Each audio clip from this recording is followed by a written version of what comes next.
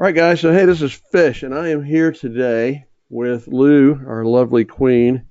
Q, are you still there, Q? I think Roger that. he's got kids, so he may mute himself. And Black Dragon, how you doing, BD? I'm doing well, man. How are you doing? I'm good, man. I'm good. So, yeah, we're going to talk about this war, but we were also talking about some things coming into this war about strategies. You and Q were talking about our Town Hall 10, so I cut you off. Now I'm going to ask you to kind of get back into that. So tell us what you guys were just discussing before we came on. Yeah, Town Hall 10 sucks. There's no balance. We can't two-star an 11. We can't three-star a 10, and we can't dip to hit a max 9.5 or whatever the hell you want to call those things that we encountered last war. It's just terrible. Sorry, I agree with you. didn't There's a, no, it's at a weird, there's a weird limbo for 10 right now. And 10 has always been in limbo ever since Town Hall 11 came on the scene. It's been, I think Supercell has struggled to get the balance right. What is their role? Because you're exactly right. The game's always adapting, and our strategy as a clan for the longest time was our 10s would hit their 11s, go for two, and that Falk Rush bowler mix seems to work fairly well for that against ring bases, and clans started adapting, and they got lots of compartments, and the bases are set up very differently. It just makes it really challenging for 10 to go up without a warden and pick up that second star. And then you're right. I mean, you got to, against another 10, you've got to have just everything has to be flawless, absolutely flawless for a 10 to three-star another 10. So, right now it's just a matter of grinding it out the best we can, trying to find those bases you can definitely get the second star on. It's hitting up, and those of us who play at the Town Hall 11 level have to make the very best of our dips. Yeah. It is absolutely, if I drop to hit a 10 and I don't get all three stars, it is a huge failure in my book. It is, and I had that. I had that happen. Hamstrings us. It does. I had that happen last war. I had a drop. I thought I had it. I had a 98. I just needed one more to go down to get the 3-star, and then I didn't get that at the end. And that was, that right there, like you said, BD. I'm looking at this war. 1 star here, 1 star there. This is looking at the war we had recently with the Fancy Boys, and if you will look, let's see, we have 3 stars on their number 6. That's the highest. They have 3 stars on our number 7. And so that was 1 point. And then they only got 1 on you, BD, and we got 2 on their number 1. So those 2 bases are really the swing points in that war. And I'm going to show your attack. So this is what you're talking about. This is what you and I are going up against all the time now, where we're trying to go down here, and when we hit this base, like you said, we've got to have 3. We've got to. Tell me what you were thinking Right. on this attack. Um, I was thinking we had to have 3. Yeah. The benefit the benefit is that I got to give credit to my clan mates, because rarely am I hitting anything that's not already been hit before. So I have a distinct advantage going in. So I've got to put that out there. It's not like I'm some brilliant attacker. I get to follow somebody else's plan here.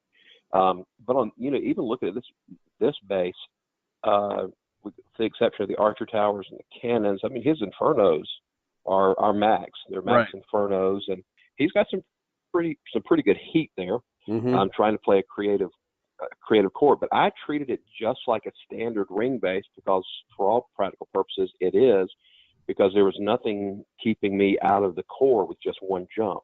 Mm-hmm. And so that's the way I played it. I went back old school to my standard Valk ring base charge, and it was essential to me to bring the queen in on this right side, so that she could come around and draw that CC, and then from there it's just a matter of rolling with it.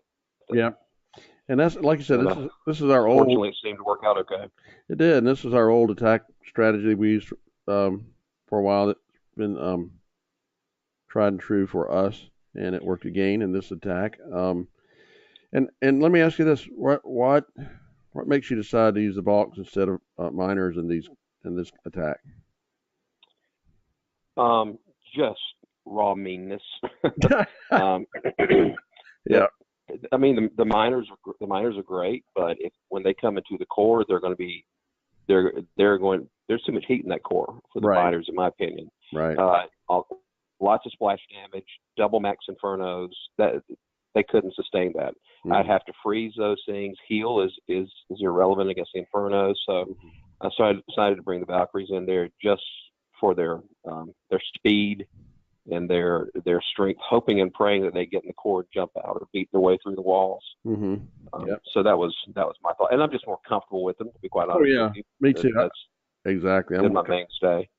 Yeah, I think we've used them a lot more, so we're more used to using those. But And that was it worked great out thing. nicely. One of the things, like in a raid like this against a base like this, I appreciate what the guy tried to do. He did some pretty creative things trying to modify the base some, but the outside is so weak. It was so weak, and the defense is so low level that you just power right through those. I knew my queen wouldn't be challenged with the queen walk, and you just hope that you bring in with enough rage spells and power to bust things up. Unfortunately, it worked out nicely. And once you get the core down, if your queen has survived with healers, it's pretty much game over. It is, and they didn't have not massively strong heroes, but those Inferno towers, those white-necked Inferno towers are pretty badass. I hate seeing those guys. Yeah. But it worked its way through the base. It was pretty much just a standard attack. Nothing magical, but I like the result. Wish I had more of those. Oh yeah, this is a base. Let's see. I'll show this real quick. This is MM's attack. Again, similar thing. He's going to come in. I forget this attack exactly, but I'm pretty sure it was similar in that he's doing the queen walk, getting a funnel, and then just has a nice funnel coming in from the left there with the he sends his Valks a little earlier, but it's the same thing. He's just hitting that core pretty solid, and again, for us to drop down and get this, we got to get the 3-star there. He gets that pretty easily, I'd say. And in my opinion, that's, even though it was lower on the map than the one that I hit, that's a much stronger base in my opinion. Despite the levels of the defenses, it's a tougher base to hit. Well, it had more partition. And he did a nice job with it. He used his jumps nicely. It was a nice hit. But nothing like this one. I'm going to have to brag on our queen. Let's see. Lou, you there, lovely? Yes, baby, I'm here. All right. What's happening in Atlanta, man? Oh, my God. It's not raining anymore. I'm so happy. Ha! Oh, and you finally got a day off. Ha! Yes. After 2 weeks of picking up trees in the road, finally they let you have a day off. It was hell. Oh. But it's over, so. It is. So, yeah, Lou, you've been on a roll, girl. So tell us, can you see this attack? You were awesome coming in on your mirror and strong. Tell me what you did. Well, thank you, Fish. I've been playing around with bowlers and hogs and just trying to work it with all the FCs we get, those friendly challenges. It's been very helpful. I was impressed with this. I was very happy. Oh, yeah, you should be. And that's what practice does, man. It makes you had a pretty confident plan what you were going to do, thinking about going into it, didn't you? Yeah, my biggest thing with those hogs, get that queen out. If I can get that queen out, and the power of those hogs and those healers, the healing, I'm good. Yep. And that one worked out just perfectly for me. I know. I miss seeing those. And I gotta love it. It was 11. I know. That was awesome. Yeah, sure. Yeah. And I tell you, in this war, every attack counts. I mean, this attack, if you hadn't gotten that one, somebody would have had to drop and pretty much the thing about the way we match now, every person's attack counts anymore. And if one or two people don't do what they should pull the load, it creates, like we had in a war recently. By the time the last guys come in, we can be down an insurmountable 2 or 3 stars can be an insurmountable gap at the end when it's so close. All right, guys. What else let's see. Yeah, Fish. One of the things I was going to point out, for our millions of YouTube subscribers, we're up to like 3 million now, something like that. Yeah. We're running neck and neck with Chelsea Handler. We're just brighter. Yes. Yes. One of the things I noticed, like watching Lou's attack and others, I panic sometimes when I watch the kill squad going in, because the queen has a tendency to go off on her own, and that's just something for players to keep in mind.